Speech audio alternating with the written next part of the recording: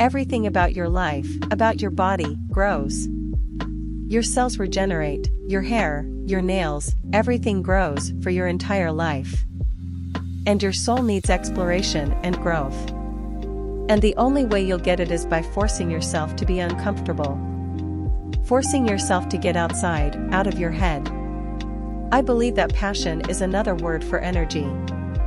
That's it. What energizes you? And that we naturally have a tremendous amount of body wisdom about that, and that every one of us has an internal fuel tank that is either empty or full.